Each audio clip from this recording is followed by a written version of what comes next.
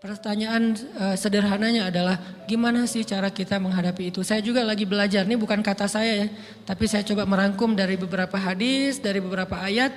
Mudah-mudahan ini jadi semacam tips dari Allah, dari Rasul, cara kita supaya lebih sabar dalam menghadapi ujian, khususnya ujian perasaan. Pertama, saya mengambil dari hadis riwayat yang diriwayatkan dari Abu Hurairah, hadis Hasan. Nabi SAW mengatakan, "Ma yazalul bala'u bil mu'mini wal mu'minati fi nafsihi wa waladihi wa malihi hatta yalqallaha ta'ala wa ma alaihi khati'ah." Tidaklah seseorang selesai diuji, baik dia laki-laki orang yang beriman atau perempuan yang beriman, baik itu ujiannya terjadi pada dirinya atau melalui anaknya atau melalui hartanya, artinya ujian harta, ujian fisik, ujian perasaan, sampai dia bertemu dengan Allah dan dia tidak punya dosa. Apa maksud dari hadis ini? Ujian itu tidak akan berakhir kecuali kalau dosa kita sudah habis. Allah akan menguji kita terus untuk membersihkan diri kita dari dosa.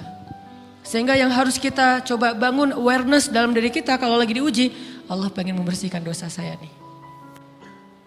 Sehingga kita ridho dengan ujian, bukan ikhlas ya. Kalau ikhlas ibadah, kalau ujian ridho, rela. Saya ridho ya Allah walaupun ini berat. Saya ridho ya Allah walaupun saya berharap Engkau beri jalan keluar. Saya ridho ya Allah walaupun saya berharap ditolong oleh Allah. Tapi tetap ridho diberikan ujian itu. Sambil berdoa diberikan jalan keluar, ditolong, diberikan keajaiban. Cuman gak mau mengeluh. Dan berdoa meminta jalan keluar bukan mengeluh, itu ibadah. Berdoa itu ibadah dalam Islam. Sehingga Allah suka banget sama hamba yang berdoa. Allah suka dengan hamba yang curhat. Nabi itu kalau lagi curhat, doanya aja bisa berjam-jam cuma doa doang tuh. Kayak hadis Aisyah pas lagi cemburu malam-malam kan. Aisyah lagi tidur, ini jatah malamnya Aisyah. Tiba-tiba dia nyari-nyari raba-raba, Nabi gak ada, dicari di kamar mandi gak ada. Biasanya Nabi sholat di sebelah Aisyah. Wah curiga nih, jangan-jangan ke rumah si fulan. Dicari ke rumahnya, ditelepon gak aktif, mungkin lagi dicas, datang ke rumahnya. Ketuk pintu.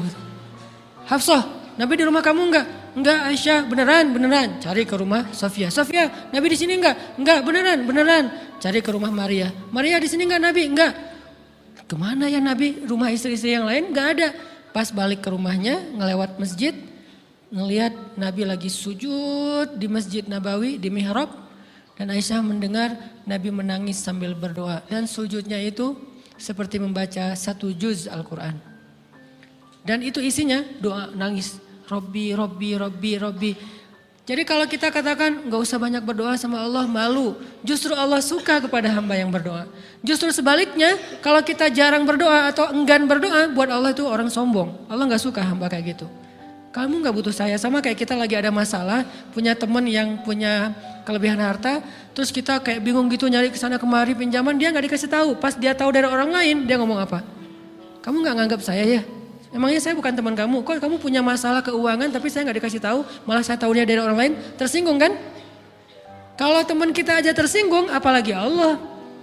Kamu punya masalah kok gak ngomong ke saya, wahai hambaku, bukan berarti Allah gak tahu, Allah tahu, cuman Allah berhak, bukan ingin ya, berhak untuk dilibatkan. Allah berhak untuk dicurhatin, Allah berhak untuk dijadikan tempat kita untuk habis-habisan menangis dan melampiaskan masalah kita kepada Allah dalam bentuk curhat-curhat dan doa. Sehingga kalau kita berdoa, ya Rabbi, Allah langsung inni qarib, mendekat Allah kepada kita. Jadi teman-teman yang dirahmati Allah, kalau kita punya masalah, kita coba bangun awareness, oh Allah pengen membersihkan dosa-dosa saya nih. Terus kita berdoa, ya Allah bantu saya, ya Allah tolonglah saya, istighfar. Saya kadang-kadang ngerasa nih, kalau ada dosa, ada kesalahan, ada kekeliruan yang saya lakukan misalnya gitu. Kalau saya nggak kuat istighfarnya, bentar lagi akan diuji sama Allah. Ujinya macam-macam, alhamdulillahnya ujiannya masih ketahan.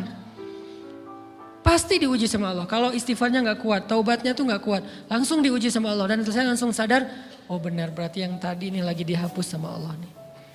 perkencang lagi, perkuat lagi istighfar. Kenapa? Karena kalau istighfar kita kuat, berarti kan dosa kita dihapus dengan istighfar ya. Otomatis ujian kita durasinya berkurang. Makin kuat istighfar, makin berkurang. Kalau istighfarnya udah mantap, udah selesai, Allah cabut tuh ujian kita. Diganti dengan kebaikan. Jadi teman-teman, kita coba sadari, oh kalau Allah menguji saya, emang saya banyak dosa. Sebelum kita mencari kambing hitam, nyalah-nyalahin orang lain, sebelum kita marah kepada orang lain, kadang wajar kita marah kepada orang lain gara-gara ucapannya, komennya, teks dari dia, wajar. Tapi sebelum itu marah dulu kepada diri kita atas dosa dan kesalahan kita yang baru saja kita lakukan. Atau yang dulu kita lakuin dan belum benar-benar kita tinggalkan.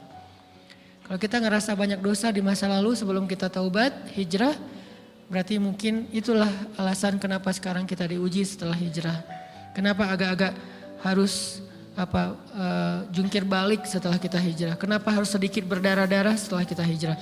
Anggap aja itu untuk mengkifarat, membersihkan dosa-dosa kita yang telah lalu. Supaya apa? Supaya kalau kita pulang kepada Allah, kita pulang dalam keadaan bersih. Dan itu pasti akan menjadi orang yang paling beruntung. Daripada nanti diberesin di akhirat, mending diberesin di dunia kan? Soalnya kalau diberesin di akhirat, itu lebih berat. Akhirat itu perlakuannya beda dengan di dunia. Di dunia kalau kita salah, akan dibalas oleh Allah. Kalau kita belum taubat, dibalas oleh Allah sama. Tapi di akhirat, ukurannya beda. Sehingga heran ya, kalau ada orang yang merasa beruntung lolos dari hukuman dunia, dia pikir dia udah lolos dari hukuman Allah, mending dia beresin deh di dunia daripada nanti di akhir berlarut-larut. Itu bahaya banget. Kalau buat saya pribadi dan saya yakin teman-teman juga kayak gitu, gak mau ada masalah di akhirat, mending masalah di dunia aja. Tapi masalah di dunia juga kita gak mau berlarut-larut, pengen cepat dimudahin sama Allah. Caranya istighfar. Tidaklah Allah memberikan kepada kita ujian kecuali salah satu alasannya pengen menghapuskan dosa. Idza kathurat dzunubul 'abdi wa lam yakun lahu min 'amalin liyukaffiraha fabtalahu Allahu bil hazan liyukaffiraha. Kalau seorang hamba banyak dosa dan dia enggak cukup amal untuk mengkifarat dosa-dosanya, Allah akan menguji dia dengan rasa sedih, dengan rasa kecewa, dengan rasa berat, sakit hati untuk mengkifarat dosa-dosanya. Itu yang kita bangun. Sehingga kalau ada masalah sama orang lain, kita memperbaiki diri dulu. Bukan sibuk dengan kesalahan dia terus menerus yang gak mau kita maafin. Misalnya ada teman kita nih, jadi clash sama kita. Hal pertama yang kita bangun, astagfirullahaladzim saya banyak dosa nih. Tapi kan yang salah dia, ya. Tapi mungkin dia nggak akan mengatakan kalimat itu, nggak akan bersikap kayak gitu kalau kita nggak punya dosa. Allah sengaja mengutus dia untuk menguji kita lewat kata-katanya, lewat perilakunya, karena kita punya dosa. Jadi penyebab pertama diuji itu bukan teman kita yang salah, itu penyebab kedua. Memang dia salah dan itu harus kita akui, realistis lah. Dia salah, dia nggak pas, dia nggak bijak, dia apa. Oke, tapi yang mentakdirkan dia salah kepada kita Allah Subhanahu wa taala. Kenapa Allah takdirkan gitu? Karena kita masih punya banyak dosa. Allah kirim kita ujian, bisa manusia, bisa alam, bisa dalam diri kita sendiri. Itu semuanya adalah cara Allah untuk menguji kita dan membersihkan dosa-dosa kita. Ini yang kita bangun pertama. Yang kedua, kata Nabi di dalam hadis Bukhari, "May yuridillahu bihi khairan." Yang terkenal kan yufaqihu fiddin, itu yang terkenal. Ternyata ada dua modelnya. Ada may yuridillahu bihi khairan yufaqihu fiddin. Siapa yang Allah pengen kasih dia kebaikan agama, kebaikan, Allah akan buat dia mengerti halal dan haram. Itu berarti Allah sayang sama dia. Ini satu model hadis. Ada model yang kedua, mirip redaksinya. May yuridillahu bihi khairan yusib min. Hadis Bukhari. Siapa yang Allah pengen ngasih dia kebaikan, Allah uji. Hah? Kok gitu caranya? Ternyata kayak gitu rahasianya. May yuridillahu bihi khairan. Siapa yang Allah pengen ngasih dia kebaikan, Allah kasih dia musibah atau ujian. Kenapa bisa seperti itu Ustaz? Fa inna ma'al usri yusra, Inna ma'al usri yusra. Seolah-olah Allah bilang di dalam ayat itu, kalau kalian mau dapat kemudahan, biasanya lewatnya kesusahan dulu. Kalau kalian pengen dapat keberuntungan, biasanya dapatnya kerugian dulu. Tapi keberuntungan dan kerugiannya pasti gak sebanding. Keberuntungannya jauh lebih besar daripada kerugiannya. Kerugian itu kayak modal doang, DP. Jadi kalau kita mau dapat kejutan dari Allah, Allah kasih kita DP. DP-nya apa? Ujian. DP-nya musibah. DP-nya rasa gak nyaman. Itu DP tuh. DP terhadap apa? DP dari Allah terhadap hadiah-hadiah besar yang Allah pengen ngasih ke kita setelahnya. Cuman banyak orang yang menolak DP ini. Sama kayak kita misalnya. Kalau kita mau ngasih dia hadiah, kita kasih dia kayak kejutan dulu. Dia lagi ulang tahun nih, disiram air dulu. Setelah itu dikasih hadiah-hadiah yang mahal. Rela gak disiram air demi hadiah? Rela, udah siramin lagi aja. Kalau setelahnya ada hadiah. Yang kita gak rela, kalau setelah disiram, disuruh bersih-bersih sendiri dan gak dikasih apa-apa, kan gak rela tuh. Berarti ini bab iman, yakin gak kalau Allah tetap ngasih hadiah? Kan sabar dan iman itu ternyata tahu aman, kembar. Kalau kita yakin Allah ngasih hadiah setelah ngasih kita DP ujian, ya kita akan sabar. Gak apa-apa deh, bentar lagi mau dikasih hadiah, digini-giniin juga gak masalah. Dibully, diapain sama Allah, biarin aja, ya Allah saya sabar. Kan bentar lagi mau dikasih hadiah nih. Ini masalah yakin. Tapi kalau kita gak yakin, apa sih maunya Allah gitu kan? Begitu kalimat ini keluar, maka yang muncul setelahnya adalah mengeluh, berputus asa, dan gak akan sabar menghadapi ujian. Ujian, kata Nabi, may yuridillahu bihi khairan, siapa yang Allah pengen kasih hadiah, siapa yang Allah pengen kasih kejutan, siapa yang Allah pengen kasih pertolongan, siapa yang Allah pengen kasih kebaikan, yusib min, Allah akan uji dia dulu. Ini sunnatullah. Sehingga kalau kita lagi diuji, yang kita lihat jangan ujiannya, apa setelah itu. Gimana ngelihatnya Ustaz gak kelihatan? Dengan mata hati. Istafti qalbak, tanya kepada hatimu, kelihatan gak? Dengan mata hati. Gimana ngelihat dengan mata hati? Dengan iman, saya percaya Allah pasti ngasih kebaikan setelah ini. Orang Allah sendiri yang ngomong, gak ada satu huruf pun di Al-Quran yang salah. Apalagi satu ayat, apalagi dua ayat. Fa inna ma'al usri yusra, ditegesin lagi. Inna ma'al usri yusra. Tapi usr dulu, baru yusr. Dikasih kesusahan sedikit, dikasih kemudahan yang banyak. Dikasih kesusahan sedikit, dikasih kemudahan yang banyak. Ini yang kita coba bangun tajdidul iman. Bangun memperbaharui yakin. Sehingga ketika kita diuji, sedih, wajar. Mengaduh sedikit bukan mengeluh ya. Kalau mengeluh kan nyalahin Allah. Kalau ngaduh, yang namanya orang dicubit kan itu ngaduh. Tapi kalau apa sih maunya Allah? Nah itu ngeluh. Antara mengadu dengan mengeluh berbeda. Mengaduh itu manusiawi. Sedih itu manusiawi. Air mata bahkan bukan hanya manusiawi, itu rahmat dari Allah. Orang yang gak bisa menangis itu yang bahaya. Kalau kita masih bisa menangis, berarti kita masih peka hatinya. Bukankah anak kecil paling sering menangis? Berarti hatinya peka. Siapa lagi setelah ini anak kecil yang paling sering menangis? Cewek. Cowok itu emang gak punya perasaan, makanya jarang nangis. Cewek dikit-dikit nangis, jangan bilang, cemen banget sih nangis, cengeng apa. Enggak, karena dia perasaannya lebih peka dari kita. Itulah kenapa Allah menitipkan bayi kepada perempuan. Kalau dititipin ke laki-laki hancur. Di balik kepekaan perempuan, di balik sensitifnya perempuan, di balik perasaannya yang luar biasa, di situ Allah Subhanahu wa taala menitipkan amanah, dia yang paling baik dalam merawat bayinya. Perempuan secara umum mungkin lebih banyak bicara daripada laki-laki ya. Walaupun ada orang yang perempuan pendiam banget, ada yang gak ngomong sama sekali, misalnya diem-diem aja, ada. Tapi secara umum perempuan lebih banyak berucap daripada laki-laki. Emangnya ini kekurangan? Bukan. Ini kelebihan. Kalau dia berikan itu dalam hal yang tepat. Apa yang tepat? Mendidik anak. Justru karena perempuan banyak ngomong, lebih baik dalam mendidik anak daripada laki-laki. Laki-laki itu kurang mendidik, kurang mengedukasi kepada anak dengan usia tertentu karena dia jarang memahamkan. Salah hanya marah, salah hanya ditegur. Kalau ibunya jelasin gini sebelum tidur ibunya yang ceritain banyak cerita. Saya sendiri ngalamin sering mana seorang ayah sama ibu interaksi sama anak dalam bentuk verbal. Sering ibu. Jadi menangis itu rahmat dari Allah. Gak apa-apa, nangis aja.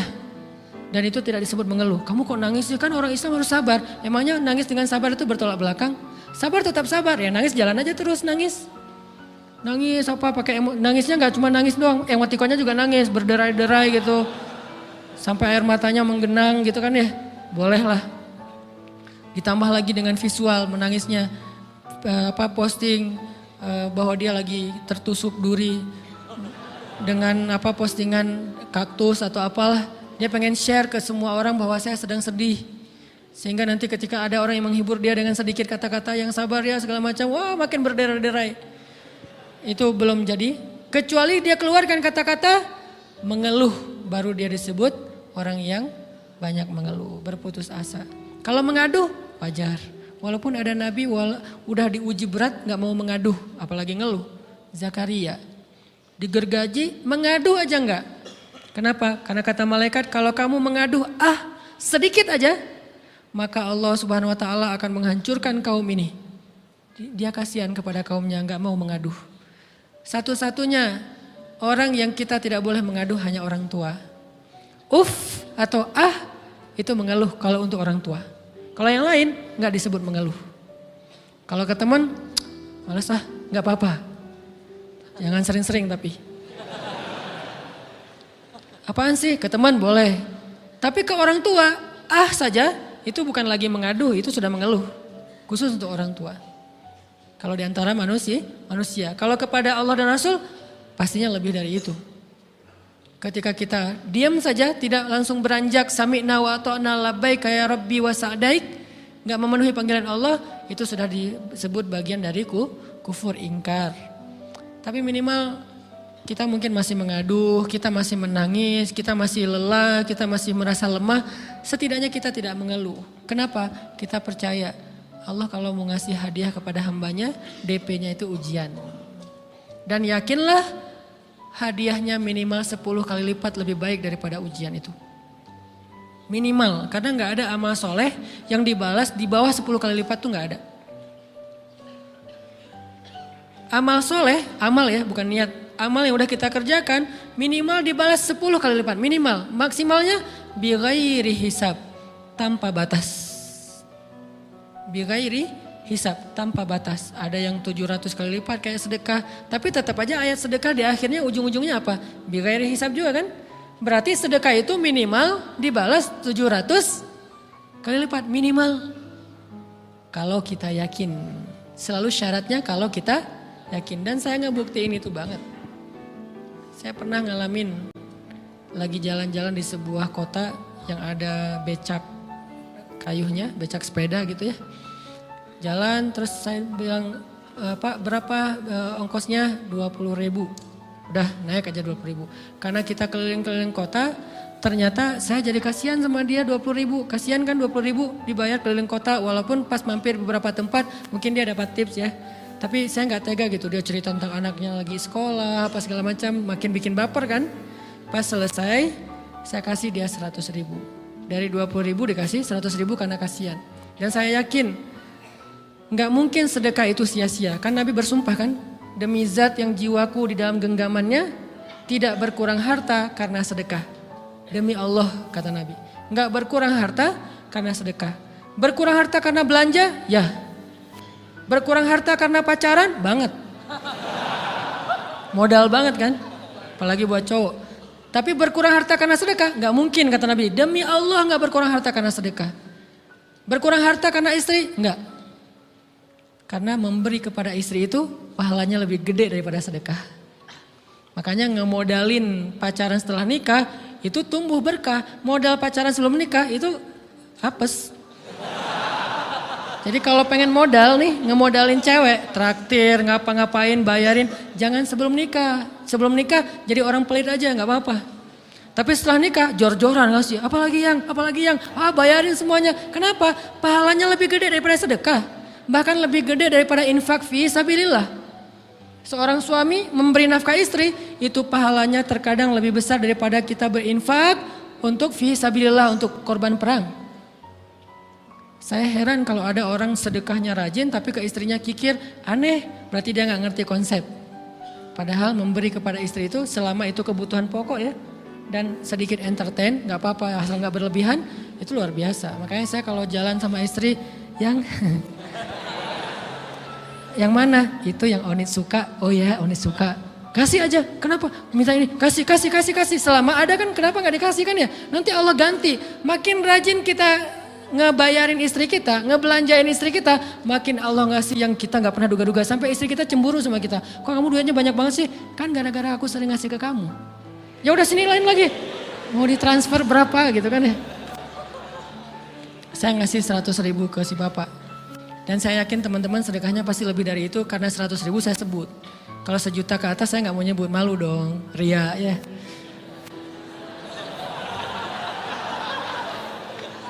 Sebenarnya nggak pernah sih. 100.000 deh, karena kan kecil, saya kasih 100.000. Ternyata begitu saya kasih 100.000 dia doa.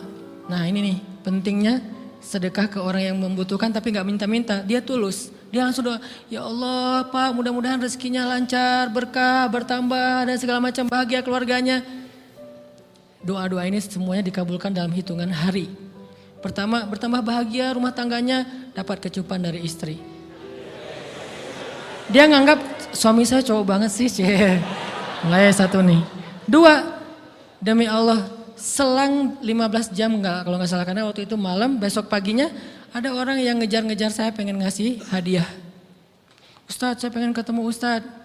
Maaf saya nggak bisa ketemu sekarang lagi rush, lagi tight schedule gitu-gitulah sok-sok gaya nggak jelas gitu ya. Terus Ustadz saya pengen banget ketemu, dia nggak ngomong pengen ketemu apa. Kalau dia bilang mau ngasih duit kan langsung saya prioritaskan kan ya. Berhubung dia nggak ngomong ya udahlah saya sok-sok jual mahal gitu. Tapi yang namanya rezeki kan gimana kita tolak dia datang kan. Saya nolak. Pokoknya sebentar aja 5 menit gak akan ganggu waktu Ustadz. Ya udah besok pagi ya pas breakfast gitu. Pakai gaya-gaya dikit breakfast. Pas breakfast, oh ya siap Ustadz. Jam berapa? Jam 8. Udah janjian jam 8. Mungkin orangnya nih dengar live streaming. Pak jazakumullah khair jaza. Makasih banyak mudah-mudahan Allah tambahkan rezekinya. Terus beliau besok mau flight ke luar kota jam 8. Akhirnya ngubungin lagi malamnya. Pak Ustadz maaf gak bisa ketemu besok. Karena saya jam 8 itu jadwal terbang. Oh ya udah nggak apa-apa. Seneng dong saya nggak jadi ketemu kan. Tahu gitu kan nyesel saya tuh. Seneng. Besok pagi jam 6 Pak Ustadz. Alhamdulillah ternyata penerbangan saya di delay ke jam 11. Allah delay penerbangannya demi ngasih rezeki buat saya. Kan luar biasa kan. Nah, ini hikmah kepedean saya, kegeeran kepada Allah gitu. Di delay demi saya. Kan kadang-kadang GR ya di depan Allah ya. Robbi akraman kan gitu ayatnya. Allah memuliakan saya dengan istighfar tetap. Akhirnya saya bisa ketemu Ustadz. Saya nggak baca WA-nya. Terlambat baca, baru baca jam 8. Dia udah mulai agak putus asa. Kayaknya udah gak mungkin ketemu nih. Jam 8 pas saya baca, ternyata orangnya nggak di delay. Ya udah saya balas, ya udah sekarang saya tunggu ya jam 9. Maaf cuma sebentar. Nggak apa-apa Ustadz 5 menit. Datang dia. Datang ngasih apa coba? Ngasih duit 200 juta. Demi Allah, cuman berselang beberapa jam, saya tolak-tolak. Tahu gitu Pak, datang malam ini aja.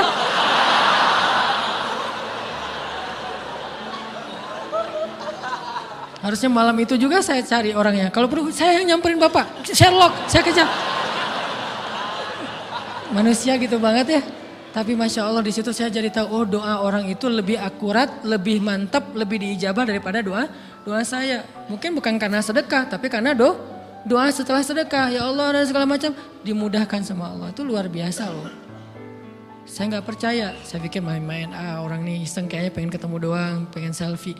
Ternyata pas saya cek, ditransfer, di capture, Ustadz udah ditransfer. Saya, jangan-jangan nih jebakan Batman gitu ya.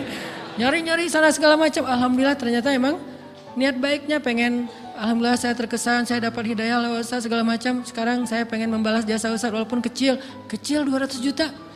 Untung saya nggak kaget dan kemudian pingsan. Pak 200 juta stroke kan ya bahaya, lebih mahal dari 200 juta. Ini keajaiban ya teman-teman. Jadi kita tuh, saya kan sering bilang keajaiban itu terjadi tergantung tingkat iman. Bukan saya udah soleh banget enggak. Saya belajar terus untuk yakin deh sama Allah. Modal kita tuh kan gini sebetulnya kan. Duit kita tuh banyak loh teman-teman. Cuman gak disimpan di bank, gak disimpan di saku. Disimpannya di sisi Allah. Bedanya apa sih? Kenapa kita kalau disimpan di bank tenang? Saya lagi punya duit banyak dari 100 juta. Di mana? Di bank. Aman. Kenapa kalau disimpan di saku aman, tenang? Kenapa kalau disimpan Allah nggak tenang? Kenapa kalau disimpan di Allah kita bilang nggak punya duit? Ini kan nggak fair sama Allah. Nggak punya duit nih. Siapa bilang nggak punya duit? Kan ada Allah. Tinggal minta sama Allah. Tapi nggak ada wujudnya. Tapi kan ada janjinya. Bukankah janji Allah lebih kuat daripada wujud? Bukankah iman harusnya lebih mantap daripada sesuatu yang konkret yang kita lihat? Ada duitnya di sisi Allah. Kenapa nggak dikasih? Karena kita belum butuh. Kalau kita yakin duit kita itu ada di Allah, tapi dikasihnya pas kita butuh. Begitu butuh ya Allah, langsung dikasih sama Allah. Itu banget benar-benar terjadi dalam kehidupan kita. Pasti kayak gitu. Tingkat tergantung kita yakin apa enggak. Nih, kalau Allah bilang, "May yuridillahu bihi khairan", Allah kalau pengen ngasih hadiah kepada seorang hamba, Allah kalau pengen ngasih kejutan kepada seorang hamba, yusib. Allah kasih dia ujian sedikit aja. وَلَنَبْلُوَنَّكُمْ بِشَيْءٍ sedikit بِشَيْءٍ مِنَ الْخَوْفِ وَالْجُوعِ وَنَقْصٍ مِنَ الْأَمْوَالِ وَالْأَنْفُسِ وَالثَّمَرَاتِ وَبَشِّرِ الصَّابِرِينَ. Kami uji sedikit aja dengan rasa lapar, dengan rasa takut, dengan sedikit kekurangan ini dan itu, sedikit. Tapi wabasyiris sabirin, sampaikan kejutan kepada orang yang bersabar. Sampaikan kejutan kepada orang bersabar. Jadi bisa dibilang kejutan-kejutan hidup kita itu munculnya dengan iman dan sabar. Dengan iman dan sabar. Iman artinya yakin, husnuzon sama Allah. Ana inda dhanni abdi bi. Aku tergantung prasangka hambaku kepadaku.